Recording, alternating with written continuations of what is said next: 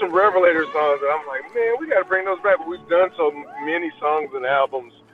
There's like so much to choose from that I guess we don't think about it all the time.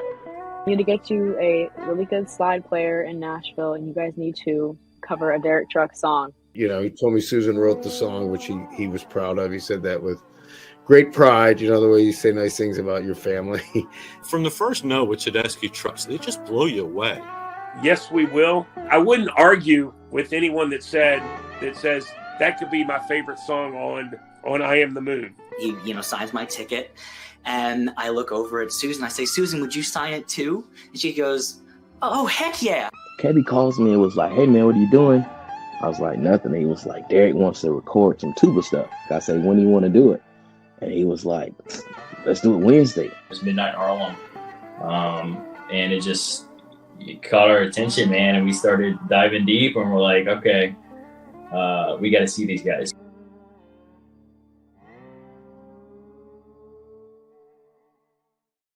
What's up? Welcome to the unofficial Tedeschi Trucks podcast. This is episode number 193. I am Adam Choate. Follow the show at Tedeschi Trucks Podcast on Instagram, on YouTube. Please subscribe. I appreciate that. Like, share, comment, all that stuff is appreciated too. On Odyssey, iHeartRadio, Spotify, Apple Podcasts, however you listen. I will get out a audio version of this episode later tonight, tomorrow for sure. As of now, what's today? The 11th. We're live streaming on YouTube here at 7 p.m. Eastern, a couple of minutes after that. Patreon.com/TTB podcast if you want to support. That is definitely appreciated too. Please check that out. Thank you, Kathleen, Stacy, Troy, Daniel, Mariah, Bo, and Marion for supporting. I got that linked in the description of the show. Also, PayPal, Venmo, Cash App if you want to support, donate. I definitely appreciate all of that as well. But let's get into it. We're talking TTB. They run through Texas this past week. Where were they? Houston, or they were in Irving? What is that? That's basically Dallas, and then Austin for a couple of nights, and Houston, Texas last night. So let's bring in returning Jeff Fink and newcomer Leigh. What's up? Hi. How we doing? Nice to connect, Leigh. Good to see you again, Jeff. Yeah, I'm happy to be here. Oh, for sure. Yeah. How you guys doing? Doing good. Where energized after the weekend. I bet. Yeah. No, you always feel renewed in some way, or right. Cathartic. It's re-energized, like you're saying. Where are you, Leigh? Exactly. I'm actually in Round Top, so I'm about an hour. I'm actually smack dab in between Austin and Houston. It's out in the middle of nowhere, Texas. In the state of Texas. In the state of Texas, yes. It's funny that you're like, oh, I don't know if I like my background or whatever for the episode, but I'm finding now that I'm all like settled in finally on my end and not running around with a chicken with the head cut off and all that. I'm like, oh, that is nice. Look at the heart on the refrigerator. It's got like a warm feel to the. Yes, I've got a kindergartner's art all over my fridge. Oh, I like it. It says something about you and your life and what's important to you, and that sunlight also coming through it's cool. Pretty, also. Right?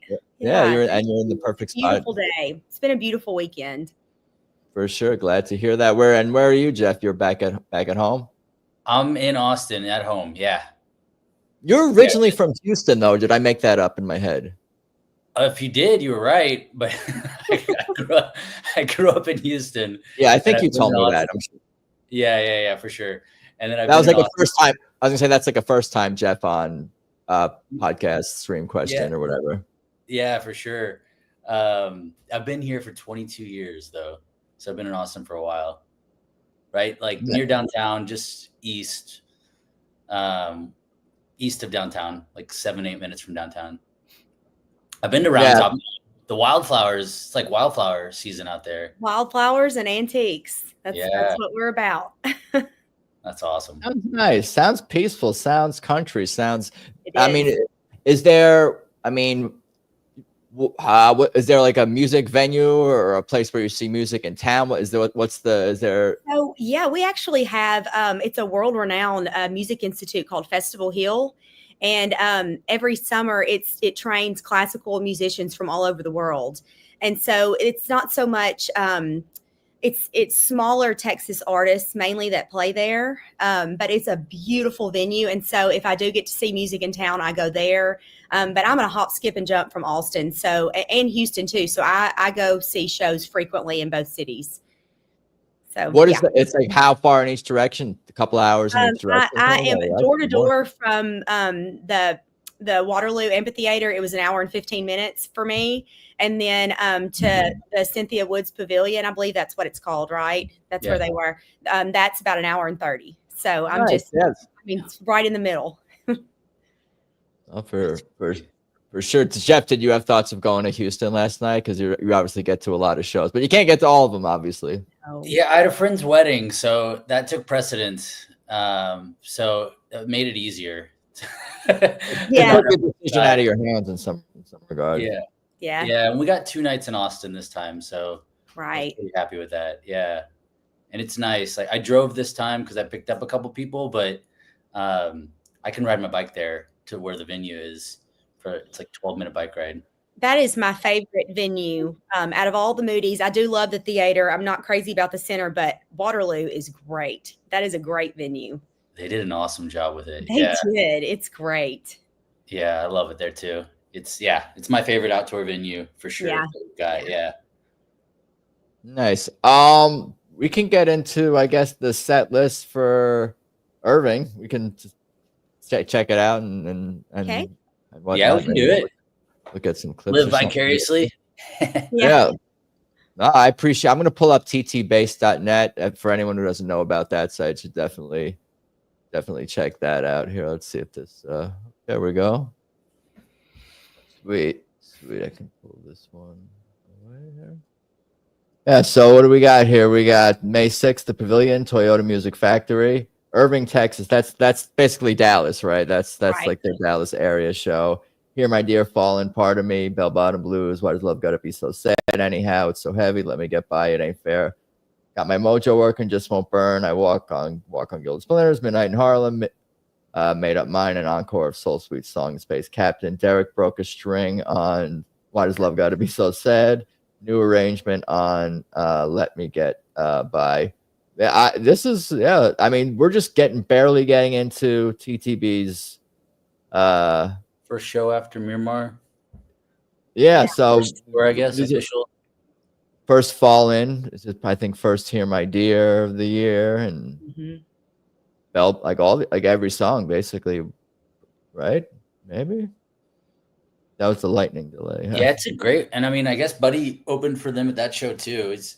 I'm still processing it. I don't understand how Buddy Guy opening up for Tedeschi Trucks Band. It's pretty amazing to set the stage with that. Yeah, and I've never have.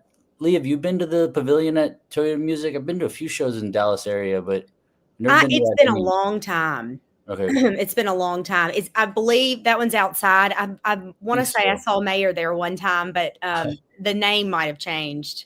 Oh, cool. Yeah, I think that must be it. I've been there. I've actually been there twice. Yeah, both to see Mayor. Oh, cool. Yeah. Yeah, that's a good one too. They have a great lawn there. Oh, wow. Okay. It's similar to Cynthia Woods, it looks like. It is very similar to Cynthia Woods, yeah. Yeah, you can see. Yeah. Cool. Yeah, that's like so Irving, it's like west of Dallas, so like suburbs, but part of Dallas area, just west of the city.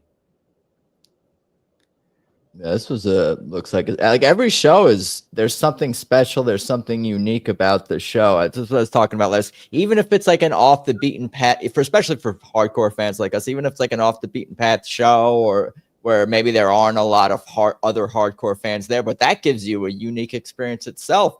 It makes you feel like more connected to the band and those closer to the band when you don't even know anyone at the show. I don't know if you guys have ever gone to any like random shows or something like that are like. Oh yeah. Where I've never heard of the band. What's that? Where I've never heard of the band, or no, I mean like you know, because some of the venues or cities TTB is played in, maybe Albuquerque, New Mexico, some of these random more off the beaten path places. Cleveland, Mississippi. I saw them in a little bitty tiny theater in Cleveland, Mississippi, and I've also seen them at an old plantation home in Mississippi that only holds like 500 people. Dockery, you were at that Dockery Farms, yes. Yeah, so you're a hardcore fan. If you saw TTB I meant to ask you as the first. I almost forget to ask you as the first time. What's your sort of TTB origin story, and how many times have you seen the band live? I believe that these two shows in Austin were 42 and 43 for me. Oh, damn, there you go. But one of those was just Derek Trucks band before they were married.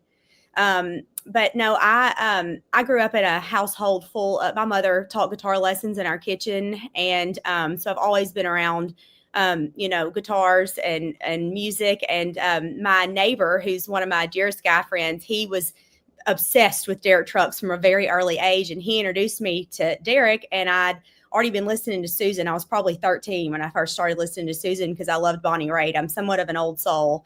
And so it's just been, I feel like almost my whole life I've listened to them, and I can listen to certain songs from them and like bring back hard from growing up. I'm 36 now. So for 20 years, they've been kind of based around my memories. I can hear a song and it reminds me of something in my past, But yeah, that's it. And I've just chased them around as many times as I can. I have a 6-year-old now, so it's a little bit harder, but there's just nobody better than them. And every time I take somebody that's never been or never even heard of them and they go with me, they're like, oh my God, what? It's just amazing. They're just amazing. Oh, I appreciate you sharing all that. And I totally could relate to what you're saying about the song taking you back to memories and having so many associations with them. But I think even as we get older and as I get older, I have like new associations with song and new context for songs and take on new meanings, but also have the old meanings too. So it's like this, wow, there's such a depth to a relationship with it. COVID when they were doing Fireside, gosh, those were like, I was just trapped in a house listening, during COVID, and that brings back so many memories. When I'm the Moon came out, it was during COVID. And so, that strikes back COVID memories for me, but good ones because I was trapped inside with good music. But, I'm looking here. Let's see. Yeah, it's I Am the Moon. I walk these halls like a prisoner. Oh. That was like my COVID anthem. Yeah. Because it was so true for my life at that point. Those were perfect songs for that time, especially. But they're still, again, more powerful and take on different meanings and reminders of other times. And I was reminded Jeff, did you say you brought someone, what she was describing, a new person to the show or a recent show? Was it these shows? Because I remember you talking about something. Yeah, it was pretty fun. Actually, so I brought my friend that me and him saw Tedeschi Trucks with Black Crowes in San Francisco, and we looked it up, and it was 2014. And so that was the last time we saw him. And me and him had gone to the Crossroads in 2010. And so this is my friend Sid. Shout out to Sid. And he moved back to Austin about a year ago. So this was like, so he hasn't seen them in, 11 years? So it was almost like fresh and new for him. And then I've got a friend here, Jeremy, who had never seen them before. And he's just heard me talking about them. And so he was like, all right, I got to go. I got to see what all this hype is. So I got to experience through them with them, which was super fun. It's so much fun. A friend that was with me on Friday night was like, gosh, they're such a family. The way they interact with each other. He goes, I feel like this is more for fun than it is their job, the way they play off of each other. And, you can just almost read what they're saying. Like they can talk to each other with their eyes and you can see it. They can just look at each other and you know what they're saying to each other. It's amazing. Oh, yeah, for sure. It's not like that with it isn't. No. I am at that like I never see another band live or I don't see other acts live. But from your guys' perspective, it is something different about the way they communicate and the way maybe even Derek leads on stage is sort of a unique thing unto itself. Yeah, gives that look like it's your turn. Yeah, the like eyebrow nod. Yeah. Yeah. He does this thing where he kind of moves his head. Yeah. Yeah, you got me thinking about it. Nothing else comes to mind. There's definitely like conversations, or when someone finishes a solo, they'll pick their head up or make some kind of movement, but it seems like they're all just hanging Communicating out with each having a other. conversation. Yeah, the whole time. In a different way than a single, leader of a band might lead, like maybe a buddy guy during, his show, and even you can see his presence on stage during his playing with TTB. But BB King and obviously James Brown as a band leader, like these are more demonstrative, just like solo acts. But the way Derek leads, but also the way that everyone else interacts with each other on stage seems like it's a totally unique thing here, for sure. I'm biased, but I would agree. Yeah, no, that's why I'm here, because I'm biased. Yeah, same. Let's see what we got here. I'm looking at the Texas show, or the I don't know if there was anything from Irving on the YouTube, or did I go back too far? They got a lot on each page on this. Oh, there it is. That we got. We can take out. They're doing Manic Depression, I guess, during Let Me Get By. Yeah, look like it's on there. Let's take a look at this. See if this works. Yeah, Let Me Get By sounds refreshed, or like a new version of it has emerged. Mm-hmm. Yeah, I'm very curious to see how these songs grow on the road. Let's see if this. And I think that is so much fun for us that have seen them so many times, that they keep reinventing some of our favorite songs. That's always really interesting. It's never the same. Oh, totally. Yeah, that's what keeps us. Let me know. Thumbs up if you hear this. Okay. I don't hear anything either. No, I can't hear that one. Mute.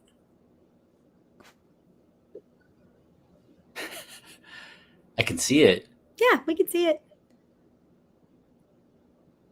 I do love that Alicia's going to the front of the stage, even for Bound for Glory too. Yeah. She and Gabe were in the front a lot on Friday night. Mm. It's like I love that they all take the turns giving everybody their chance to really shine, because everybody really is so unique and talented in their own way. And I love that they let them be themselves in this band. Yeah, it's really neat to see. Yeah, they all shine in their own. They do. They all get their moments, but definitely lots of Alicia and Gabe in the shows that we caught, this weekend. That was fun. Yeah, Gabe showed up. Yeah, Friday night, a lot of Gabe. Yeah, a lot of Gabe. Yeah. Yeah. I don't know why this isn't. Now it's not sharing. I'm trying to get this to pull up here. Let's see here. There we go. Now I think maybe we'll be able to. It was an NA fair, yeah. To hear it now. Let's see if it. So you weren't able to hear it before? No. Here we go.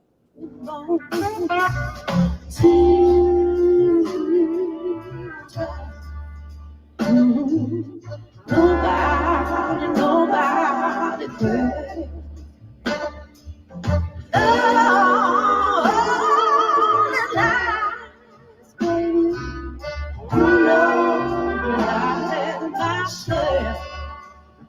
Just like that, no, it's just like that. It's just like that. They all get to like that. No.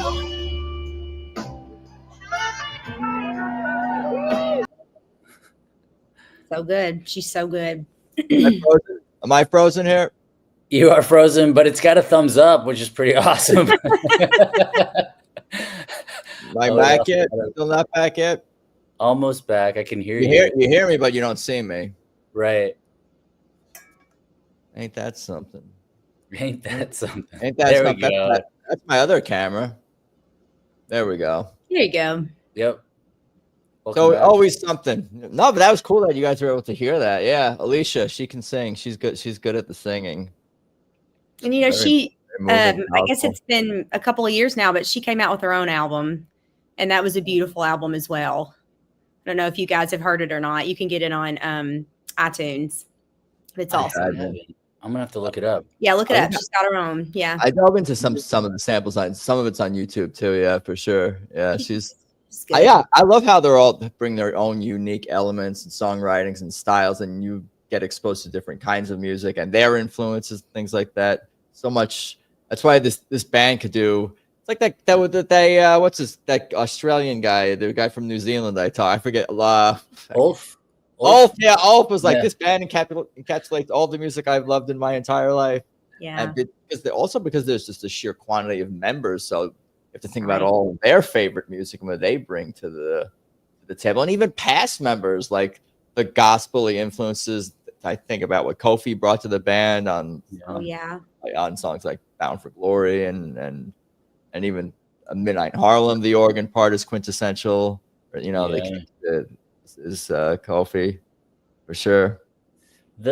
On that video, I noticed something. Isaac's everyone's moving around. Like Isaac's on the right side on the drums. Yeah. I don't know where he usually is, but he was on the left side for sure in Austin. Yeah. Yeah. I don't remember where he usually sits. That's that right there. This video particularly, they're usually swapped, and I believe they were for our shows. No. Yeah, Isaac was on the left the whole time. Yeah. I don't know what that's about. Yeah. That's kind of fun. Interesting. I don't know. It's an interesting question because there may be more of a flexibility with drummers changing seats over the course of a show one night versus the next night. For like Susan and Derek to switch sides, that's like a huge that's a decision that probably wasn't made lightly, and that's something that they're going to be doing for, I'm sure, the foreseeable future, the tour, whatever. At least as long as they're happy with how that's going. Are they closer? Are they closer together on the stage? Or am I making that up? Does it look maybe not? I don't think so. I didn't notice. Did you notice? No, I guess didn't not. Notice that. Yeah, no. It's like you said though, with they can do no wrong. Like even with where they line up on the stage, like I'm all of it. And they've got their methods for why. I mean, like you said, I'm sure that it was a thought out process for some specific reason, or maybe like a reason, like the certain playlist they needed to be in that arrangement. Who knows? I'm sure they did. Yeah, there might be some practical elements. Susan may be able to hear better. Maybe so. Oh yeah, it's a good point. Interesting. And then you were talking about this, Jeff, the monitors, the new sort of screens.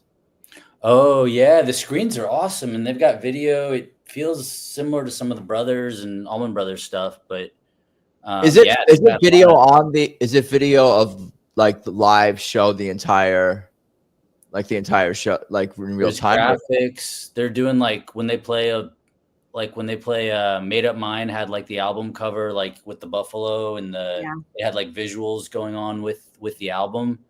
Yeah. Is it more intended because sometimes like at Hollywood Bowl they have screens, but that's also more just for people further back to be able to have another option. Would you say this is more it's probably a little bit column A, a little bit of column B, where it's good, the people who are sitting further back benefit from it, but it's obviously, like you're saying, very stylized, and it's very it's above the stage, so it's part of the show, it's part of the artistic presentation, but it's also good for people who sit far back. Yeah. I'm not 100% sure, but I can tell you that I'm pretty sure this is their production, because Moody Amphitheater, I've been to a lot of shows there, and they have two screens on the side of the stage that are part of Moody Amphitheater. And this is Irving, but it was set up the same way. Right. There was like a screen right in the middle, and then there were like two smaller ones off to each side. Mm-hmm. So, and then I think that's their production.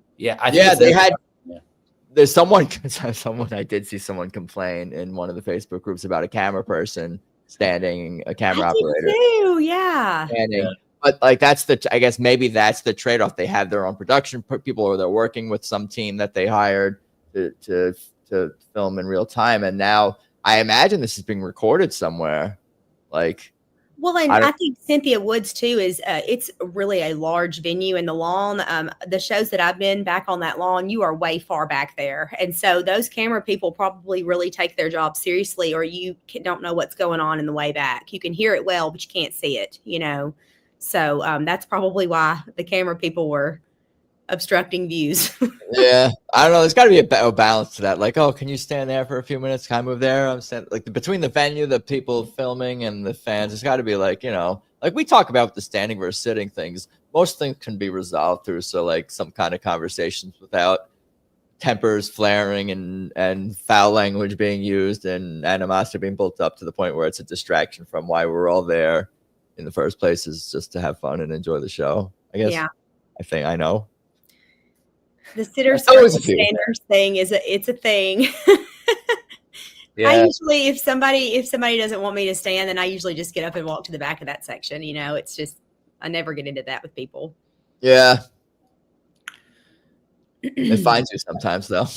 Oh, it does. I mean, it was Thursday night. I was in a complete sitting, the seats were sitting the majority of the night. So I finally just got up and went and stood to the side on Thursday night because I wanted to stand. So nice. Did you go to the lawn, or where did you go on Thursday to stand?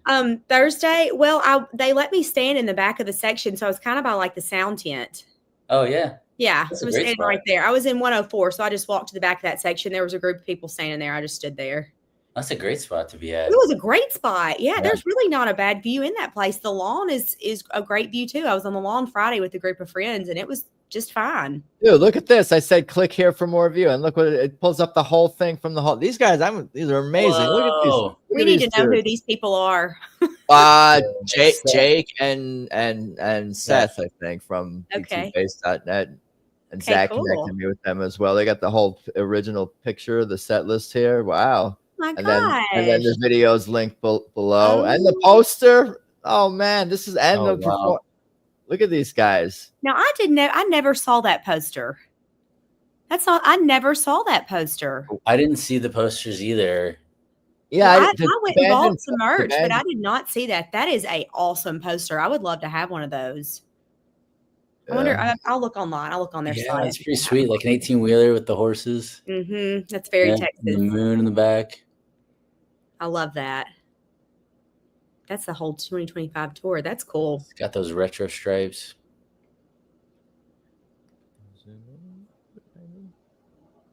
Yeah, this is sweet. I haven't clicked into their set list yet. I've just been looking at the front page. But once you click in, it's got so much stuff there. Mm-hmm. Yeah, no, it's amazing with what they've done. These dudes, they're coming on too. I think I'm going to get them on when TTP has their break, and they're great. I met him recently. I reached out to him to see what time the Irving shows on like Instagram, and then they asked if I'd help with like texting when the show was going on, so they could update the set list real time. I'm gonna ask you a question. That's a question for them. Is there there should be like some sort of, if there is, maybe there is a place where it's like a quick link where it's like I'm at the show where you can do that sort of thing. You know what? It's a phone number to text. That'd be a cool way. Yeah. I love that. This is super cool. And some kind of sign up login just so you don't get like spam there. I don't know how to. Well, it's like Panic. I don't know if you guys listen to Widespread Panic, but that's how Panic Stream is. They've got people that are there giving them live feed for this kind of set list. So I love that TTB has this now. This is huge. Yeah, it's pretty sweet. Huge. You guys are both professional music fans, so you have good knowledge and insights on what leads to a great fan experience at the show, listening to the music, watching, and online is obviously like it was what we're talking about. But woman to woman, do I look worried? Just as strange. Emmeline, let the good times roll. Circles, Patsquan, State Trooper. Anyhow, part of me, Midnight. Yes, we will. Angel into Sugary. I want more. Into Beck's Bolero. Crazy Crying, and I wish I knew. For the encore with JJ Johnson. Ex-members stopping by. Did, yes. Austin, I know it. Ephraim also popped. Ephraim was at the whole show. Did he play the whole show, or he came out on Woman to Woman at the beginning? Yeah, and was there the whole time. Every song that had trumpet on it, Ephraim was sitting in on. Yeah. Hold on, I'm gonna switch to. And that's is State Trooper. Is that I'd never heard them play that before. I loved that. It was my first time seeing it live. Yeah. Okay, the Springsteen cover. I loved that so much. Oh, it was great. It was just a quick little like 4-minute bit, but I loved it. Yeah, this was Irving. The way Susan's playing, like it sounds almost like a bass on the. It does. Guitar, yeah. It reminds me of, I don't know if y'all listen to Tom Waits, but at first I was like, are we going into like going out west? What is this? Yeah. Like that. But no, it was great. I loved it. And Mike, he was great on it too. Yeah, so good. This is Buddy opened this one. This was night 1 Austin. That's night 2. 2. Yeah, that's 2. Oh, one day ago. Well, yeah. Where are we going? Yeah, because Jimmy Vaughn came out with the second night, which is just legendary. Mm-hmm. That's got to be. I think that's. This is night 1. Because the post from 2 days ago, one down and one still to go in Austin. Those were from Thursday night. Yeah, that's Thursday. The venue, that's the venue right there. Mm-hmm. So they can do standing room only in there, or they can put seats in the front. It kind of changes. But this is like right in the middle of downtown, pretty much, right near the Capitol, like 3 blocks from the state Capitol. There's been a conservancy. It's all owned by a nonprofit that's conserving the whole waterway that goes from 15th Street to First into Lady Bird Lake. And as part of that, they built this venue. And it's 4,000 to 5,000 depending on the configuration. Mm-hmm. Yeah, it's beautiful. It's like right in the part of the city. Yeah. And the Capitol building, like in all the pictures and videos I took, the Capitol building is right behind the stage, like off to the background, right behind the stage. So any, videos you get, it's got the big top of the Capitol building in it, which is really cool. Oh, wow. The rotunda. Cool. Yeah. Yeah, that's neat. Mm-hmm. Looks really pretty. I got a good. I'm developing my system in real time for like moving forward for these recaps. It's like, all right, we got the band's Instagram for pictures up in one, and some their content in one tab. Then you got TT Bass on another tab, and their main show page for the show that we're up to. And I got another tab open for additional pictures of the of possibly the venue, the city, whatever we need. Suzanne was asking, "Is Woman to Woman new?" No, it's a Joe Cocker cover, right? And they did it on their tour at various times last year. That's such a good one. And I thought it was so appropriate because it's Mother's Day weekend. I was like, yes, right out of the gate. Yeah, happy Mother's Day to all the moms. I called my mom earlier, so I don't feel bad about it. She's not listening anyway. It's fine. Oh, my mom too, and my sisters. Yeah. Happy Mother's Day, Leigh. Thanks. You're welcome. This is a great way to celebrate this weekend. Yeah, I appreciate you popping on during a holiday. Yeah, it's okay. I've done everything I wanted to do today.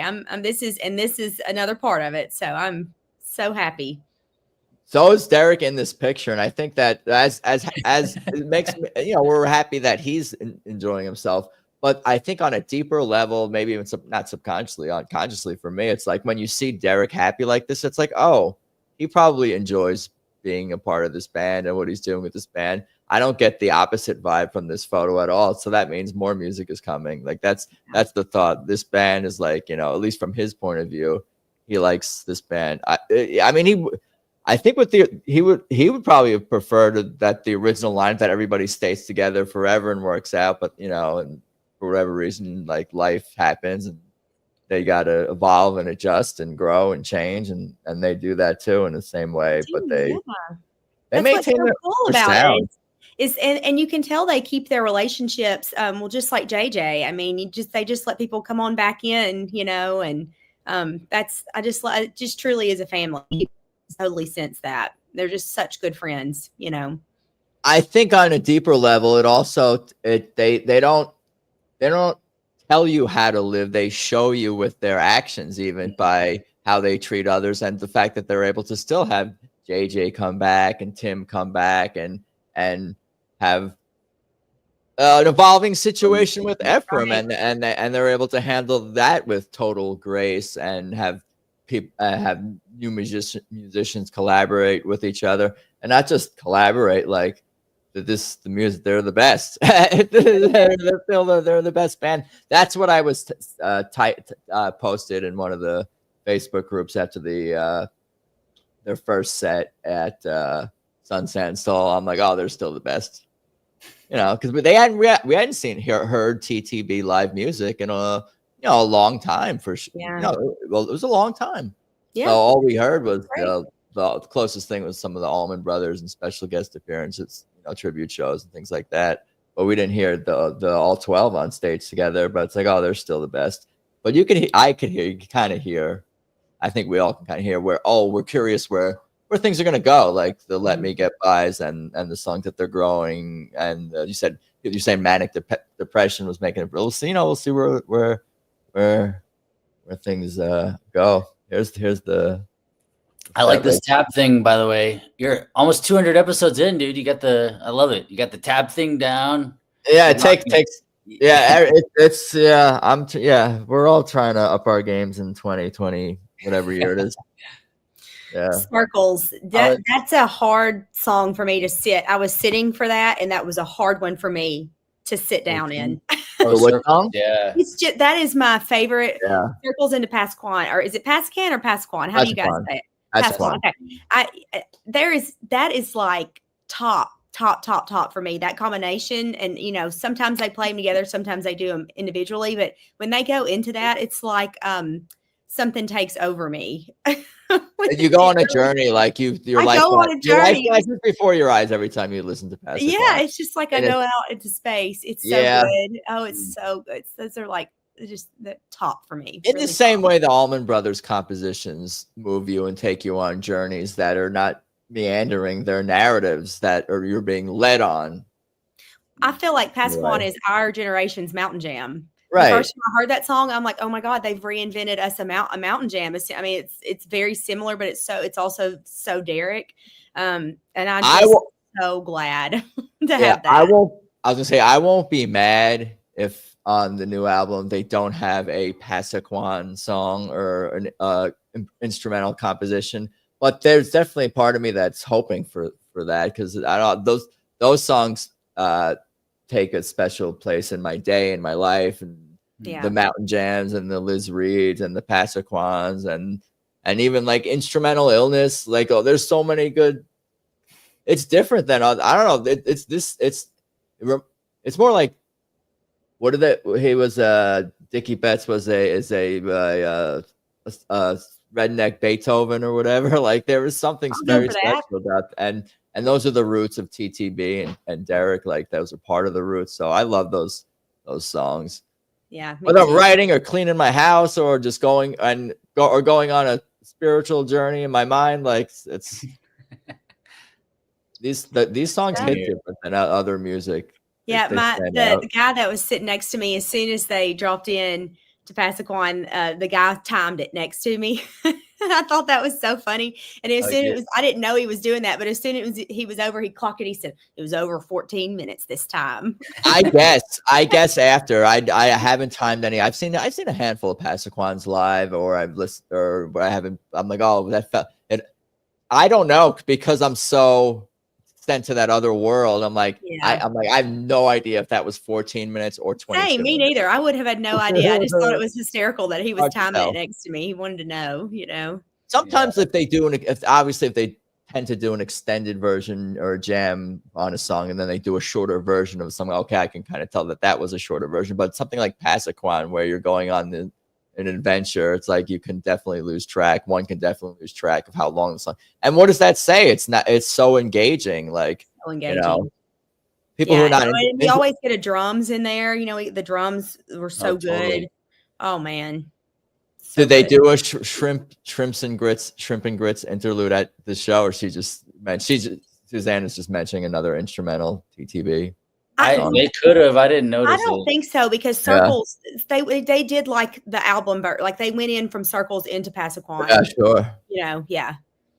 I was gonna say too, I love how the woman to woman, the whole band except for Susan comes out until. Yeah, that's so cool to see live and hear live, and just like it's a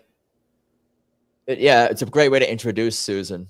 Yeah, with cheers. He strolls out and everybody goes nuts. That, and you get good. On that Derek picture, when you were saying I can hear, you were saying that reminds me of I Can Hear You Smiling, that that Derek picture. Yeah. Yeah. Oh man, funny. Yeah. That's awesome. So yeah, Ephraim came out. He was playing. He was in the trumpet stand spot on the, with the other horns players. I want to crop this and make a black and white. Maybe I feel like it would be cool. I mean, I'm proud Austinite local here, and been like just lucky and fortunate to be a part of be in the music scene and see all the awesome music stuff that's been here, and even the stuff that came like way before me, get to experience what it is today. And I kind of tell myself that I think we do have a really special music scene going on here, and I think they are enjoying and loving even more this band coming to Austin and playing here, and have so many friends that are here. Even I think Doyle's still here a lot some of the time. I don't know for sure, but he does play sometimes at this place Antone's, which is where Stevie Ray Vaughan got his start, who found out about they discovered Gary Clark Jr. JJ's in Gary's band now. I don't know if you knew that, but that's who JJ's playing with full time. Right. So I mean, there's tons of people here, and Jimmy's here, obviously. Some of the players that were in Stevie Ray Vaughan's band, some of them are still here and playing. Like Charlie Sexton is around too. Sue Foley's here a lot. There's just tons of legends and just a whole scene here. And Willie's not too far away and still here, and Lucas comes here a bunch. So I think they just love. I'm making up this story, but I like to think that they just are loving coming here, because we're now getting 2 nights back to back. Yeah. I don't think you are, and I think that especially Austin and obviously Panhandle and Atlanta and New York City, but even beyond that, even to speak for where I am, the West Coast has roots with Tim and Elizabeth. They have so many roots in so many different places and connections to different places. I really do believe in it. It just feels like every single show is very special and unique for whatever reason it is, just all the combinations of who's there and the city and the set lists and their roots there. They haven't been to Austin in it's been a couple of years, right? I think they were here. Was it 2 years ago? I think it was. Yeah. It's been 2 years. They skipped us last year. Because then I had to go to Red Rocks. You're right. They skipped, and they played one night, and Jimmy Vaughn came out and played, and Sue Foley came and played with him. That's right. That was 2 years ago. It was 2 years ago, yeah. I remember now. And before that, it was in the theater with Hardworking Americans. Oh, wow. That was the time before, I think. And ACL, well, they played Bass Concert Hall. They did do 2 nights at Bass. Yeah, that was when Karen Frank was in the band for a little bit. Yep. So that was 2019. But they played ACL live, the other Moody theater. Yeah, that's where I'm talking about. They were with Hardworking Americans. I think they opened for them that show. That was great. That must have been 2017 or 18, I think. I think it was. Yeah. Okay. Yeah, I was there too. Yeah, it wasn't that so much fun. Yeah, it was great. Show. It was great. That was a good one. Oh, I love to just. We're trying to get them every other year, but we got them double this time. So I think Jeff's right. I think they're enjoying it more. I mean, 4 Texas shows in a row. That's awesome. Flam. Yeah, I agree. Flam. I agree. And I see Flam giving a shout out back. Yeah. Oh, dude. Yeah. I like this recurring, 4 nights in Texas, but I also like the 2 nights in Austin thing going on. I think they're just happy. It's like family and home, become another home away from home for them with all the people here they know. It's such a great thing for us. Yeah. This is so no frills. Yeah. Shouldn't they have champagne and caviar and velvet everywhere? And I don't know.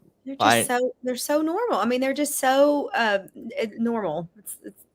They aren't like that, I don't think. They could be, but they are. They're doing a great job of coming across as down to earth, normal family people who just happen to be amazing musicians. again, it's the kind of like the showing you how to live, learning to live together kind of thing. Mm. That's that shout out Randy Burshaw. That's just speaking in TTB song titles and lyrics. There was that James Brown video where he answered all the questions in that interview with his song titles and lyrics, but he was doing it in a different manner. he was a little crazy and stuff. But yeah, that's funny that we tend to start doing that. We're all crazy fans. Yeah, it'd be fun to try and do an episode where we're just all trying to speak in the lyrics. Maybe Randy would be every single word that comes out of our mouth is related to. Yeah, well, and they're so kind to us fans. Like the Swamp Club, that's so many great perks. When we were at Red Rocks last summer, they let all of us in 30 minutes before if you were a Swamp Club member and you could show it on your phone, they let us in 30 minutes before everybody else at Red Rocks. And I don't know if you guys have been there when people run for the GA. It's such a madhouse. And we got to stroll in, buy our merch, get our drinks, pick our spots. I sat down on the front flower bed, and then they opened the gates for everybody else. And so we got to witness everybody running in. But I thought, what a gift that is for fans from them. It's huge. And then we get of course all the pre-sale codes. And if you're watching and you're not in Swamp Club, I cannot encourage you enough to get in and get a membership to that, because it pays off for you as a fan, for sure. Now I was joking last week how the what the struggle is, because there's perks for paying attention to shows that are not happening. They went live for a couple of minutes. They're posting updates and posters and content that you're interested in. So it's like, no, I don't want to see that because I'm not there. No, show me that because I don't want to miss out. So it definitely, there's things happening where you want to pay attention. I know that they have an upcoming, what dates are those? I keep going to it by accident, but when actually is this Nug stream? May 23rd and the 24th. I think that's, I want to say Friday and Memorial Day and Saturday. But now but Beacon is usually in October, right? So this is different this year, right? It's what I think that I think it's whenever they do it sometimes in March. They've done shows. Okay, well, I knew they kind of took in the Allman Brothers. The Allman Brothers did their run at the Beacon Theater, and I thought that they came in and took that over from them, which was usually October. But it's different this year, so that's cool. They started changing it around 2 or 3 years ago, I want to say. Okay. Yeah. Is this one of the band's new arrangements that we're discussing for the stage? He was on drums all night. Yeah, he was in Buddy's band playing drums. You're joking? Well, I'm thought Buddy Guy was I don't want to start any rumors. Because we don't see everything, But, no, that didn't happen. This is the only time I've seen him on drums. Ever, yeah. No, you see this, and it's like, does this makes you think Derek's not having fun in this band, in this Tedeschi Trucks band? Yeah, they're having a blast.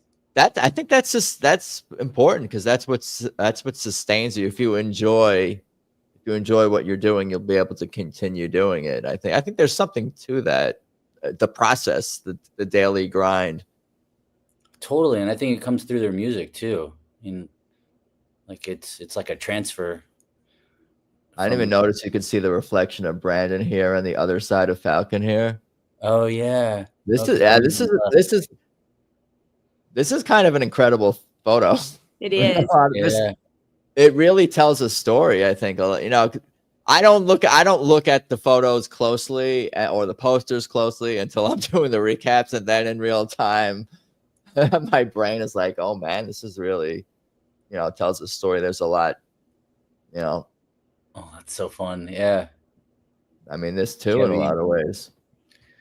That's from Thursday, but I don't think he played Thursday on flute. He did it on Idle Win on Friday. He did, and Idle Win. That is an emotional song for me, because I think of Kofi when that comes on, and I always get emotional during that song. I just do. It's such a good song.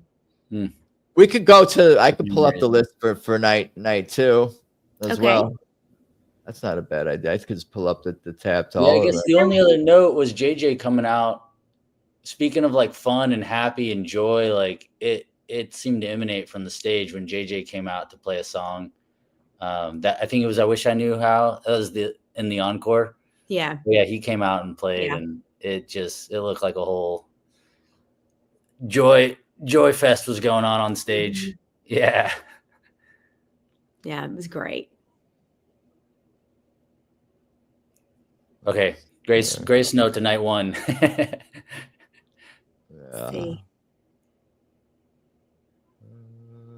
Yeah, we're still at night 1 here.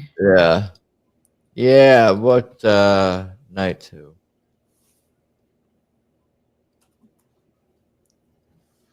There we go. Made Up Mind, I Am the Moon, Don't Let Me Slide, Bell Bottom Blues, Why Does Love Gotta Be So?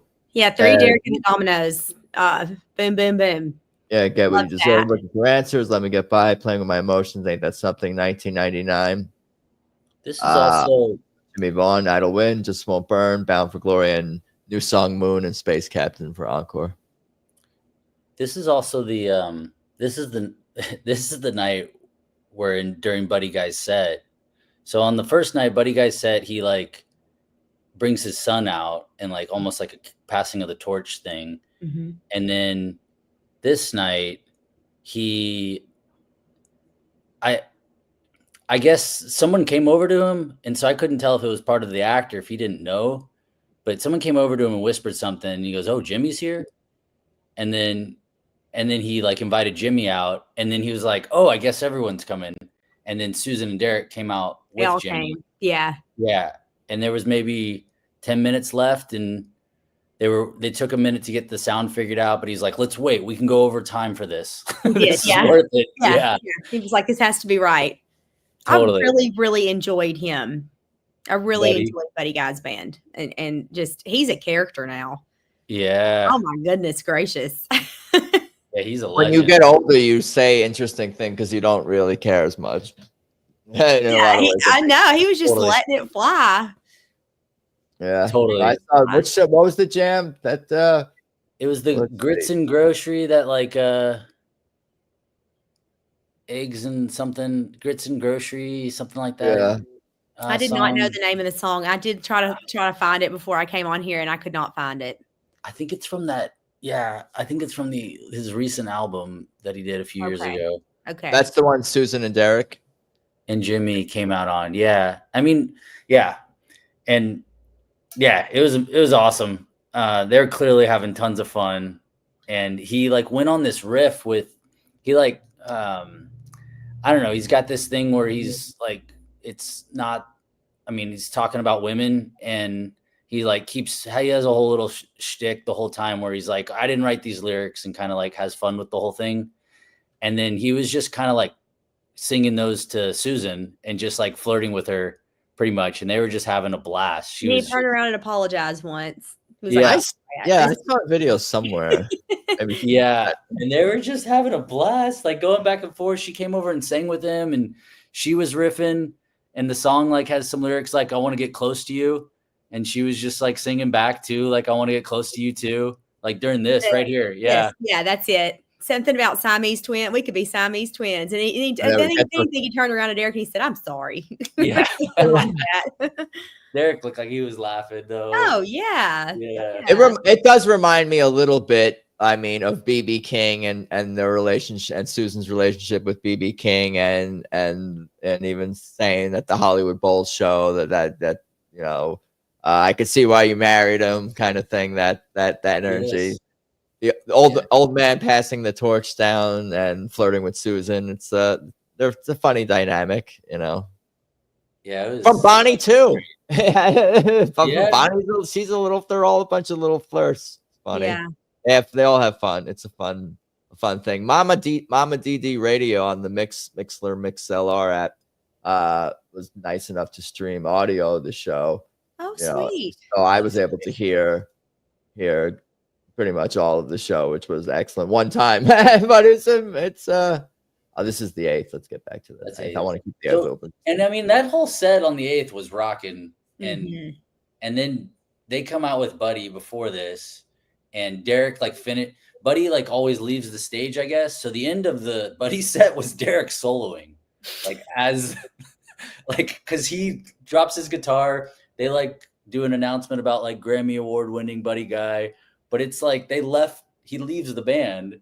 And so the band he left was like Buddy's band with Susan, Derek, and Jimmy. And like it was a scene, man. And So but they had to have a break to set up for Tedeschi Trucks Band, right? Oh, totally. Yeah. So how did the music end? How does it end? It fades out. It just suddenly. It was like they were all talking to each other, trying to like end the song, and then ended it together. You could tell it was very impromptu. It was real spur of the moment type thing. Yeah. I think. Yeah. Oh yeah, totally. And it went out with like them finishing Buddy's set. Song. Yeah. Yeah. So it was already like high energy. Already like it was like the night had like more than started. Buddy can do whatever. He comes and goes as he pleases, can do whatever he wants, and totally, and that's how it's gonna be, and that's fine. They're ready to. I guess it's kind of like Isaac. It reminds me of like how how Isaac and JMO for I guess the brothers shows how that worked out. It's like you'd be ready to sub in at any time. The show could end at any time. I might peace out at any time. I might want to play whenever. So it's just like be flexible because I might want to do make a spur of the moment decision. Oh, fine, come and go as you please, kind of thing. Isaac they're flexible. Isaac has been wonderful too. What a great fall-in member. I mean, he just came in during COVID.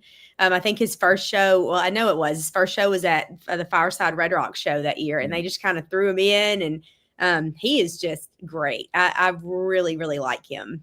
Really like him a lot. Multi-instrumentalist, sings a little bit too. Yeah, he's so young. It's like, gosh, he's really a good member. I wanted to like 1999. I love that the way Mike does. That's something like what he brings to these songs.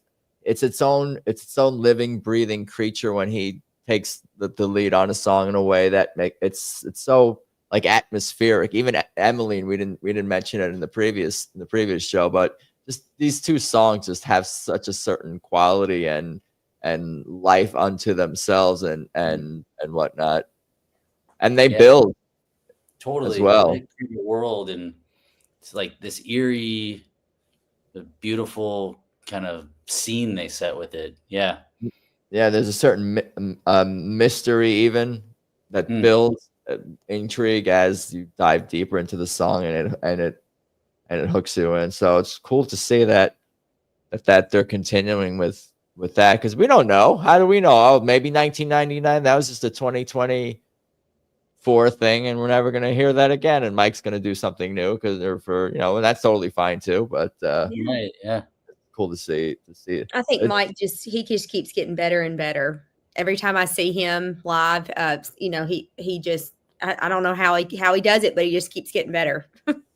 Really there was what was the tease in? They did.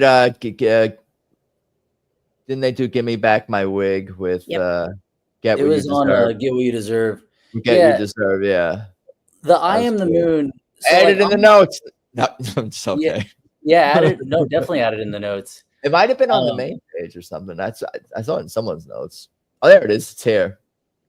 There it is. They put it in 7. There you go. I was looking on the this one. I'm blind. No, there. So like, you found it.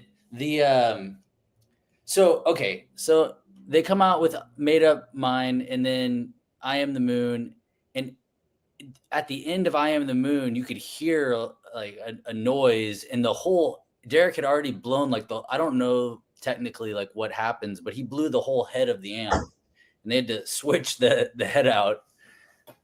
Susan was killing time. I did hear that. That's funny. Cute. She literally said, I think she said something like, "How about those the playoffs?" Yeah, that's what she said.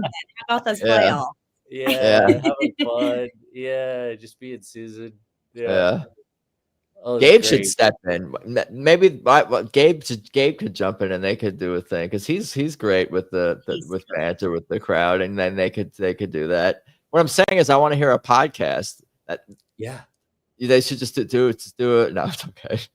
No, how are you guys doing? A banter podcast. I mean, they have mics. They have mics in front. They have mics in front of them. Yeah. Derek doesn't have to talk, but we got 10 other options on there. Yeah, for sure. Oh, that'd be fun to get all of them on a podcast. Yeah. No, but I'm just saying to kill time. They could doesn't have to all fall on Susan to do a stand-up bit per se on her own. Yeah, for sure. Yeah, it wasn't that long. It wasn't that long of it. It was like a minute, maybe like a minute or two. Yeah. It felt like forever though. No. Yeah, probably. I'm sure it did for her standing up there. No, I'm sure it's super stressful when anything like that happens at a live event. I totally can't relate to it on that level, on that scale, but yeah, you want things to go well, and there's always production challenges with anything live, as we are right now. But yeah, I'll let you guys tell me about the show and set list. Yeah, whenever those things happen, I'm like, I don't know why, but I'm always like, this is gonna be a great night. Like, you come off a buddy set with that situation, then second song in, he's already blown the head of the amp. I'm like, this is gonna be a rocking night.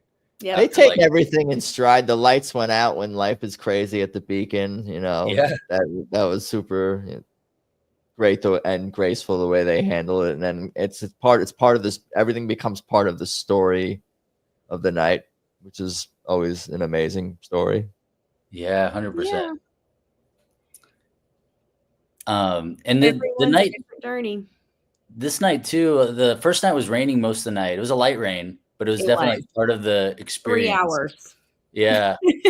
I did not bring my rain gear because it was beautiful when I left Round Top and headed to Austin. And when I drove in, it got cloudy and I was like, oh no. Yeah. But I'd gotten a t-shirt. So I held my t-shirt over my head for a little while. But that weather does not stop them. I have sat in hell with them before. Like, they are one man that is not going to wimp out when it comes to weather ever. Yeah. They'll push. Yeah. They do. They push through. And if they take a time out because of a weather break, they always come back and finish their set. They don't cut their set short. Yeah. Unless there's a venue. But the night where we were on a hail delay for an hour, they played until 12:30 that night. At the Red Rocks. That was Red Rocks. Yeah. One of these days, I'm going to see a note in here. It's going to say, lightning struck. Eric Amp had to replace. 10-minute break, came back out. No, but they're extra safe. They stop the show when they have to. When they really can't, when it's not safe.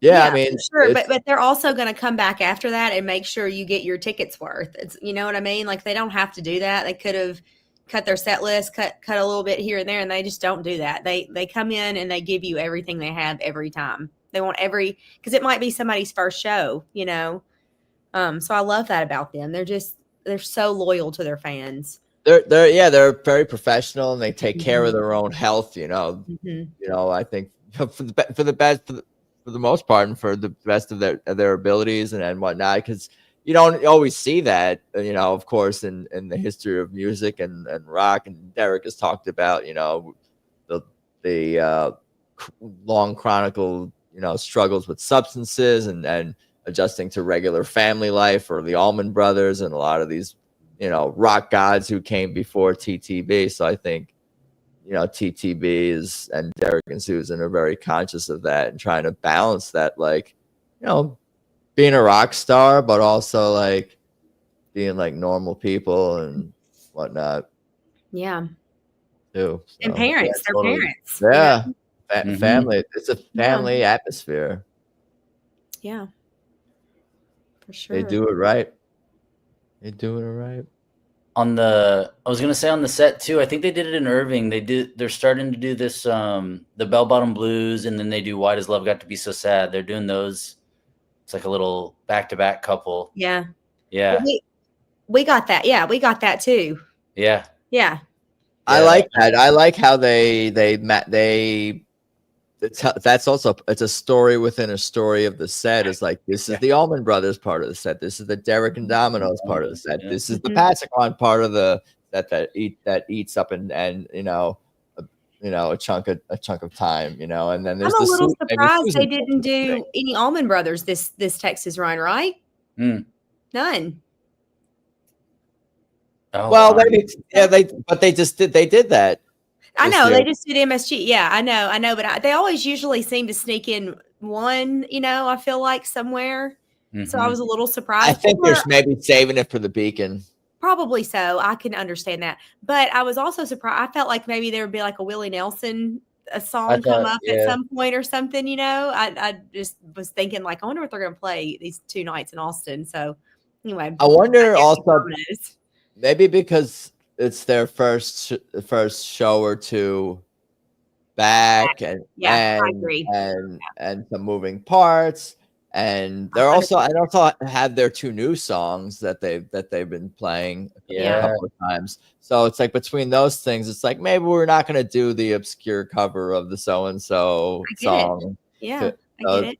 We're trying to remember, how does "Let Me Get By" go? What are we doing with this now? Yeah. And after coming back from a break like that, and having to come back and jump right back into tour, I can completely understand that. Yeah.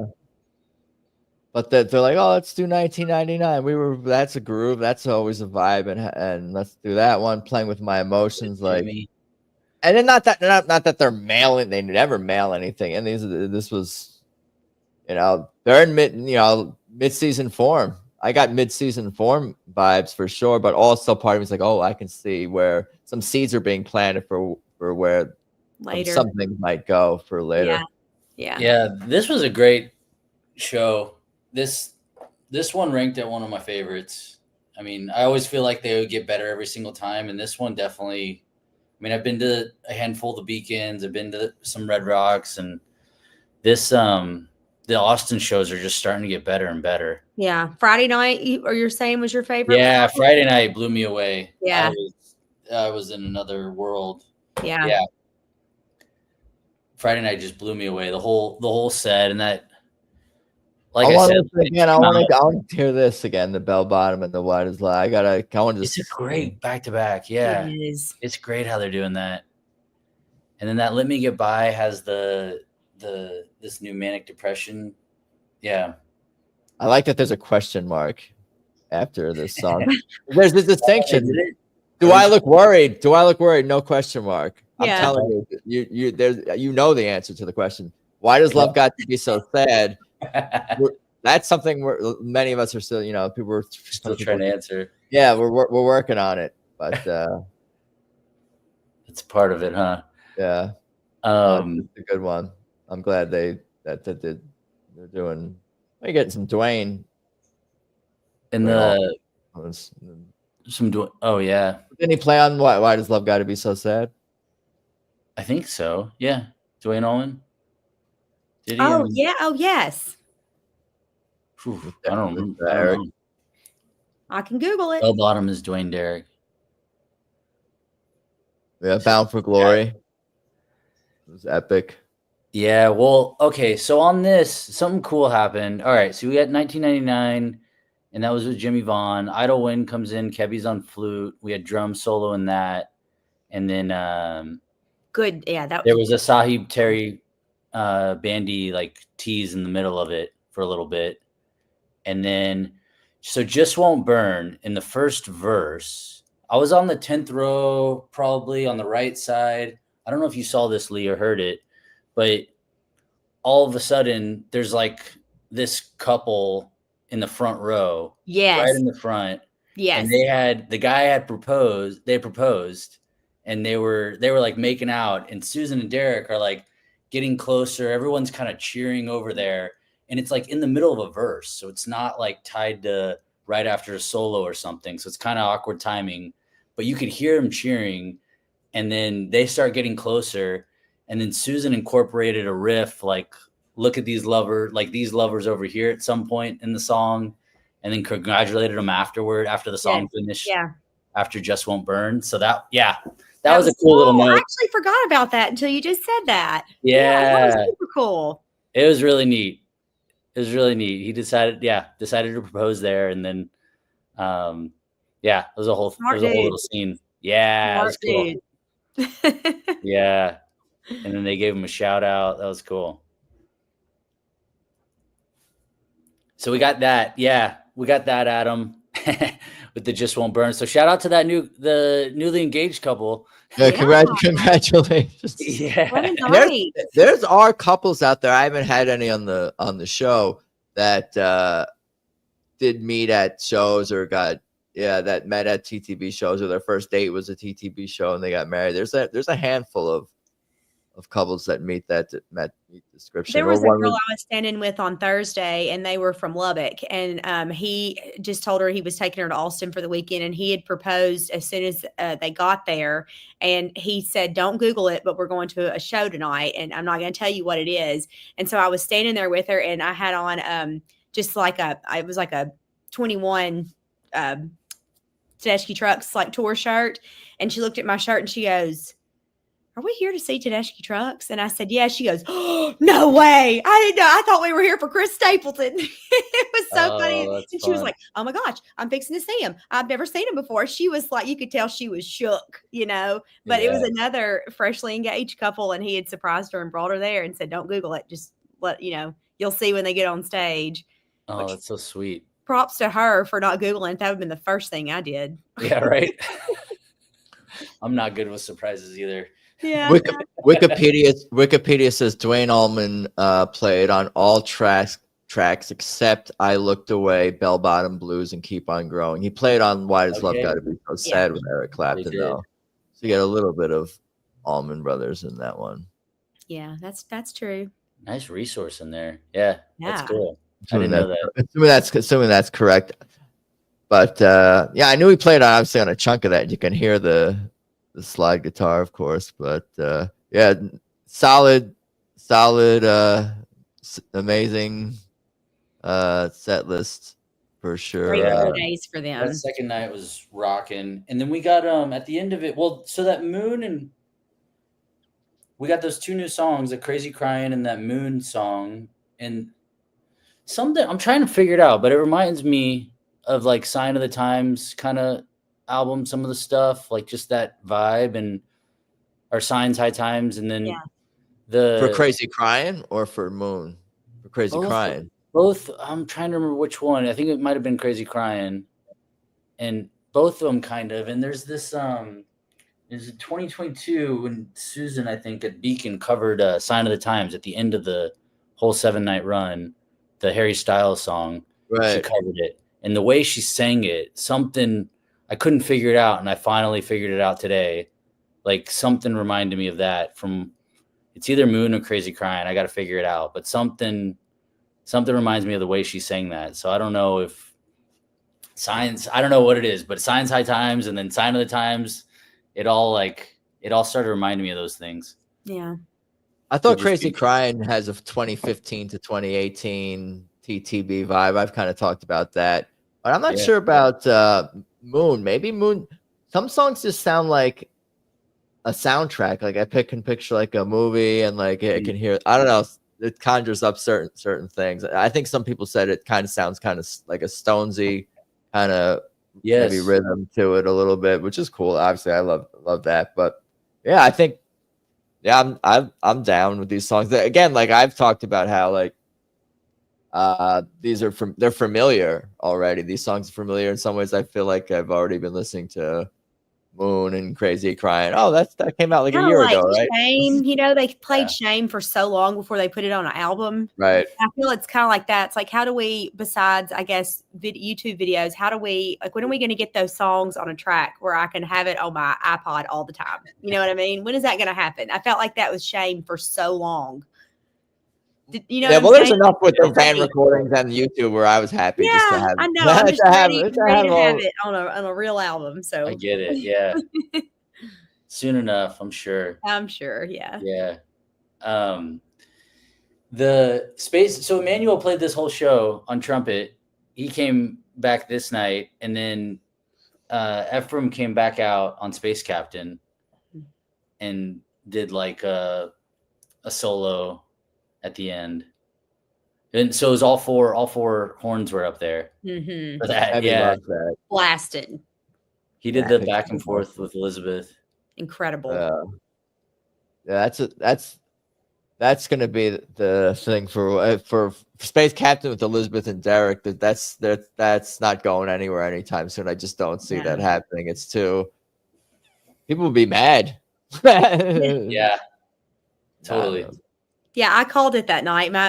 Right before they came back on for Encore, the group I was with were like, "Okay, Leigh, what you think it's going to be?" And I said, "I think it's going to be Space Captain. I think that's what we're going to end tonight with." And then it was, and I was like, "I was right. Yeah, nice. I really looked like a pro." Living up to it. Yeah. That slide, that trombones, that's another slide instrument, like his slide guitar, so they can really both communicate with that human voice in a way that maybe none of the other instruments really can, I guess, on the stage, in a way that the trombone and Derek's slide guitar can. Like I've been listening to over and over again the Volunteered Slavery and what's the song that's attached to it? Terrible with song names too. Attached to it, Jeff. From Sun, Sand, and Soul. Oh gosh, they do it a lot. I don't know. It's on a brain fart, but that's been that was such an amazing jam, and I love that sound that they had between the two. Where did it go here? Have you guys been to Sun, Sand, and Soul? That looks like so much fun. We went last year. It was a blast, and I ran into some friends at the end of the show on Friday that were at it last week. It is a blast. It's great. I bet it's a lot of fun. I was thinking of Leaving Trunk and Volunteer Slavery. Leaving Trunk is the song that they were jamming on, and then obviously into the Volunteer Slavery. Yeah, but like to hear Derek's slide guitar with Bonnie's slide guitar was quite something, to hear those two tones going at it.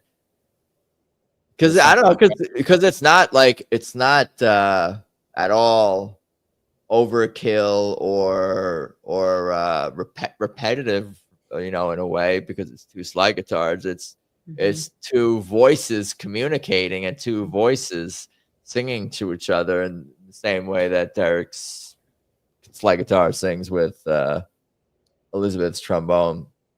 Best band. Yeah. Best band. Nobody like them. Nobody like them. Yeah. What else about this show? I know I've taken up a lot of your guys' time already. I really appreciate it. We've gone over an hour and a quarter already. You guys have lives and things to do. Well, I've enjoyed this so much, though. Man, it's hard to find people to talk to this about sometimes. So it's so nice to be able to communicate with a group about it, I think that's why I started doing this initially, when I really ultimately I think that's what it was about. It's like talking about the band and sharing my thoughts about the band, and hopes to connect with more people who are as passionate. And I've definitely found that with like all kinds of people out there. Like everyone shares such a high level of passion for this band. Like I don't know, this, especially if you've been to 10, 20, been to 5, you've been to 5, 10, 15, 20, 100 shows, like you get it. You get it. Yeah, you're locked in. Yeah, it's been great. I think I met Flam through here, and I was hanging out with Steven Scott, and I got tickets together. I met him at the shows in New Orleans, but he had heard me on the podcast from a while ago, and I went with him he was at both of the shows with me. So yeah, man, you're definitely helping bring us together too, and I appreciate that. Yeah, building the community. There's some people who haven't been to a TTB show who love the band, or who haven't been because they don't know about the band. But then everyone else has been to 2 or more shows. That's how I feel. That's what it seems like. Yeah. Once you go to one, you're in. You're locked in. You're going to go. If they're in a close radius of you, you're going. I mean, no question. Or you've been surrounded by enough people that you're going to be like pulled, nudged, and very easily, obviously, to get there. Yeah, most like I'm talking about how most of the people in my immediate family and friends group have been to 2 or more shows. Mm-hmm. not zero, not 1, but 2 or more. Yeah. Mm-hmm. Yeah. For sure. Same. Yeah. my friend that was going to first time on Thursday, I was like, he said, "You're going 2 nights?" And I said, "I don't know how you're going to be able to go Thursday and not want to come back Friday." Deal. Yeah, absolutely. Well, you learn Yeah. that after you've been once, you're like, I should have gotten tickets for tomorrow night too. You want more. Yeah. know?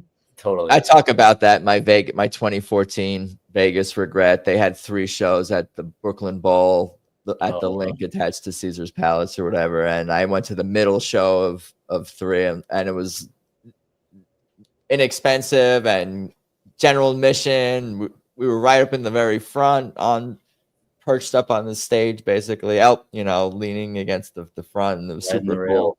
Yeah, exactly. And now I'm like, oh, I should have gone to all 3 then. But my fandom I was still growing, I guess, then. But it had been a few years at that point. I found them pretty much shortly after they formed, late 2010, early 2011. So I've been, there pretty much from the beginning of their band. But it's cool to connect with people who I grew up in New England following Susan's career, or I saw Derek came to my bar in my city when he was 10 years old or whatever. It's fun to connect with those people, but we all share that same passion. Like sometimes I can't tell if someone like, oh, you only discovered them since 2018, since 2022, or young people, like they can't hold it against young people who just discovered the band either. Like, especially with when I meet other young musicians who love Derek and Susan, like they're like these old souls who like you forget that how young they are because they have deep levels of appreciation and knowledge of music and the music we all love. Yeah, I think if you're an Allman Brothers fan, you naturally will find Tedeschi trucks and love them and feel like this is your link to the past. You know what I mean? They're old souls. There's I think that's what makes them so unique is there's nobody doing what they do and having that old school vibe and that family vibe. There's nobody else that does that in our generation. So like I do feel like the Allman Brothers led me to them, Yeah, that's how I found out about Derek. Yeah. I was go on. Oh, okay. I was about to say the same to you. No, you go first. No, you go first. I'm gonna go. It was 2004. It was ACL Festival, and it was Allman Brothers, and Derek was playing with them. And I had no idea about Derek, but my friend, who's a big guitar player and has had a few bands, and I'll call it a band, but I played drums in the band we had in high school, and it was mostly just noodling around. And he was like, "You got to see Derek," and I was like, "Okay, cool. Like I trust you." And I don't think I said a word to him that whole show. Just picking up our jaws from the ground afterwards. Couldn't talk. Like what just happened, and I was locked in. We're trying to find Derek ever since. Yeah. Yeah.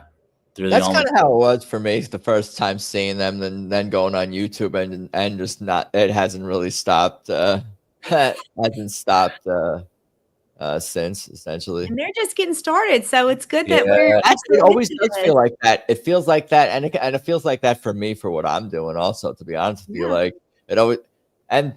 I mean, the technical stuff with the show as well and trying to grow with that. So, I mean, and that's relatable to everyone. Even the band themselves, I'm sure, can obviously relate to technical things and things to deal with. So everything is part of the fun of the live experience.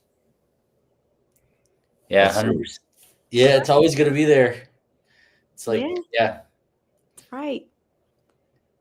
Yeah, they are. It's like you were saying earlier too. It's like timeless and the music's familiar and it just keeps getting renewed and refreshed. And right. Yeah. And they have a huge catalog also. Oh my gosh. Yeah.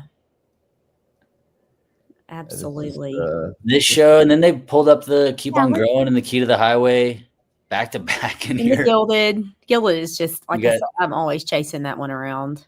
Yeah. Sacrifice. That's always a good one. The drums on that one is so great. With my gosh. Yeah. Oh, I just melt. That's just my jam. And then Soul. My buddy, Steven was at that show too, and he was texting me the letter when it opened, I think, and a couple of these. And I tried to get my friend on tonight. He was doing Mother's Day stuff, but I'll shout out my friend Isaac, high school friend, we've seen a bunch of shows, but all kinds of shows together. We saw like Prince together and seen some really cool stuff. And he was at this show. I had no idea he was at it, but he was like, he's a big Santana fan too, and he was geeking out about the Soul Sacrifice. Of course he was. Yeah. Let's go get stoned. That's always a good closer too. Yeah.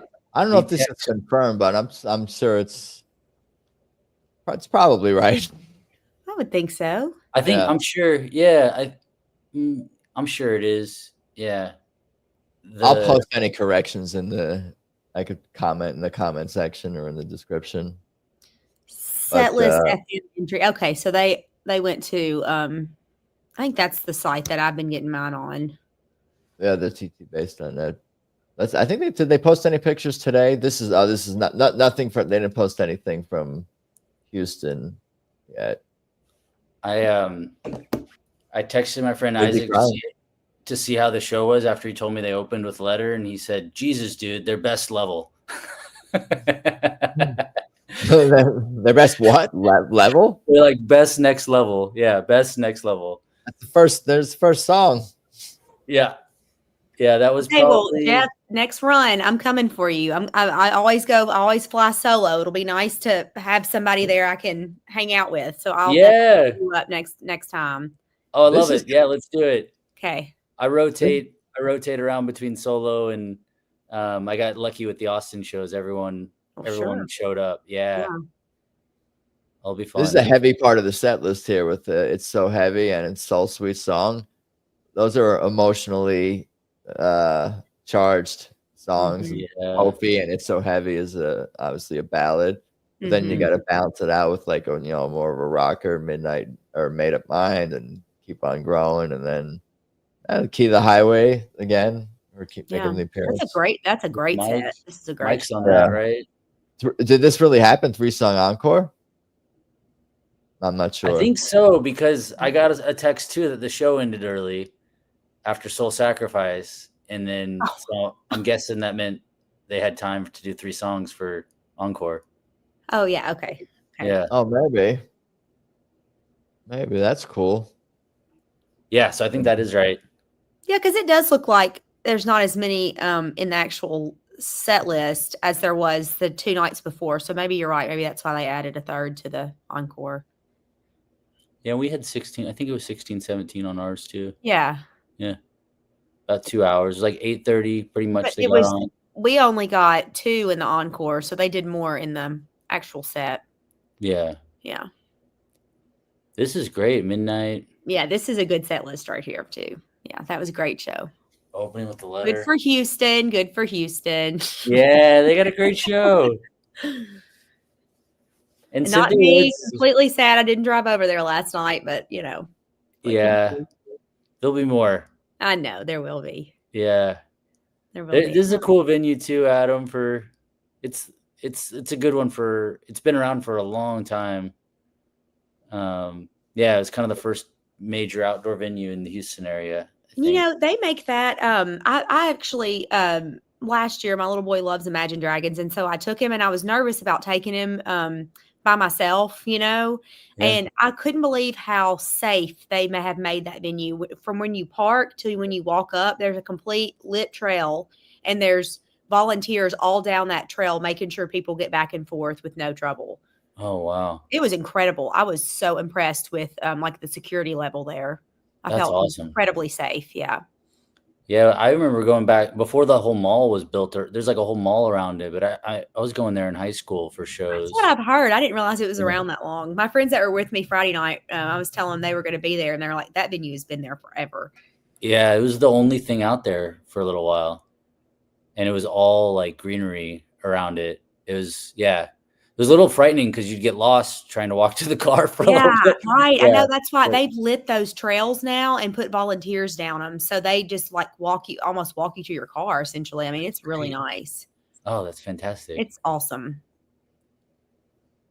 It's awesome. You see how far back that lawn is though? Like, okay. Big lawn. This far right. Yeah. See that far right picture? If you don't have the screens, you can't see. Yeah. They pack them in. Yeah, that's a lot in there. They do, yeah. because I think this has to be bigger than Moody. It's probably definitely bigger than Moody. Yeah. maybe 6. It's probably This closer to Red Rock size. They're going to Arkansas next? No. Yes.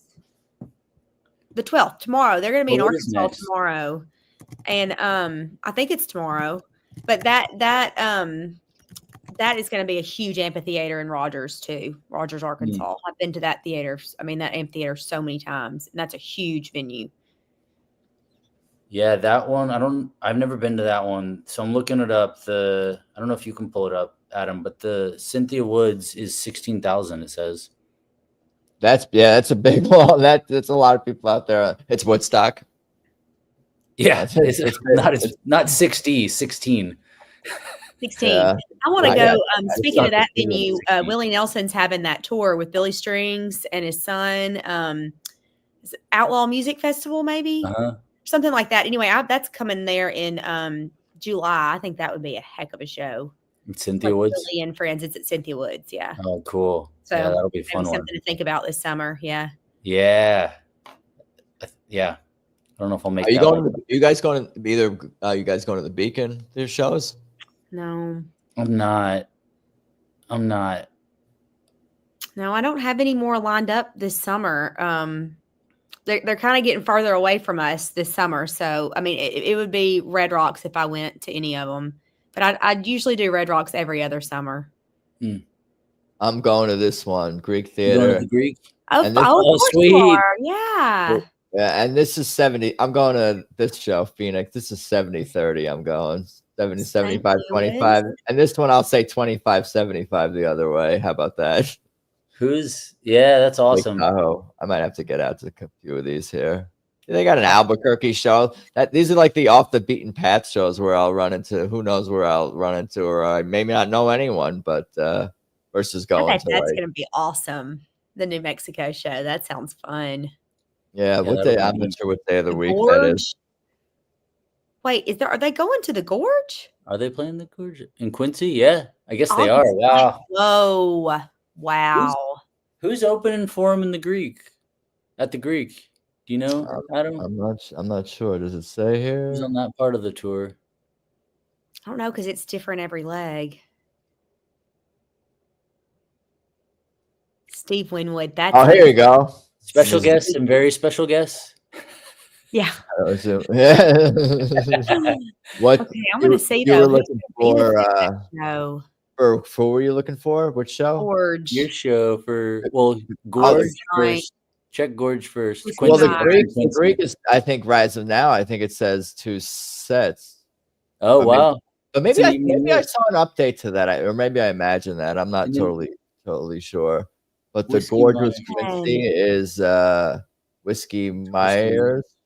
Not familiar. Yeah, Whiskey Myers. That Steve Winwood, that's in Connecticut. That is so tempting right there. That's going to be. I'm telling my parents both love Steve Winwood, and everyone who doesn't love Steve Winwood. But so I'm like, you guys should probably go to that show in Bridgeport. Yeah. They've been to I think that venue, and they go to shows in Connecticut. They sent me one of those. There's a picture of Derek and Susan up at what's that like?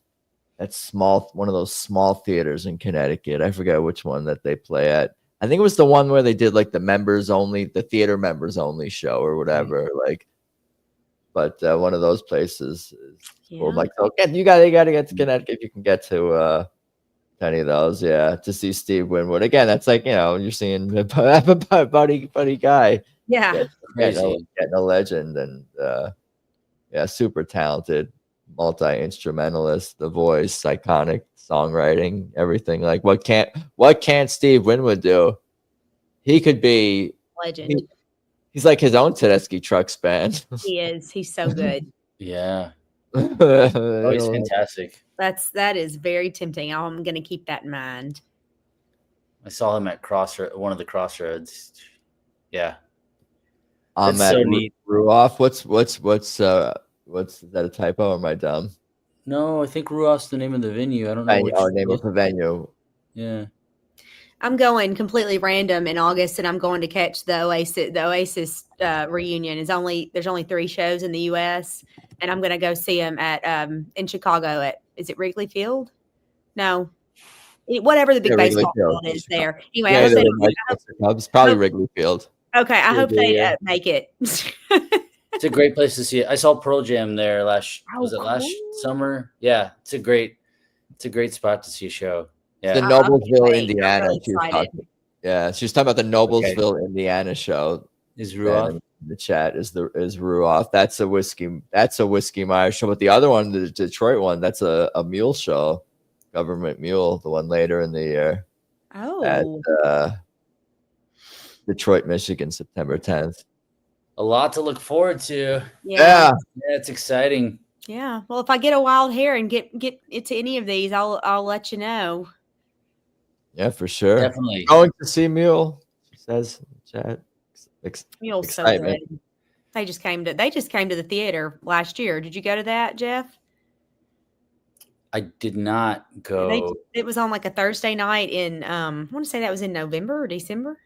It was just the end of last year. Yeah, I can't remember what I was doing, but And Derek's brother Dwayne came out and played drums for Dreams that night. Oh, really? Yeah. With Government Mule at the Moody in the theater. Yeah. Theater. Okay. It was awesome. Yeah. That's really neat. Is that an Allman Brothers hack? Seeing Mule open for TTB because you might get a crossover. Oh, something in someone's set or both sets. Yeah. More likely in family TTB affair.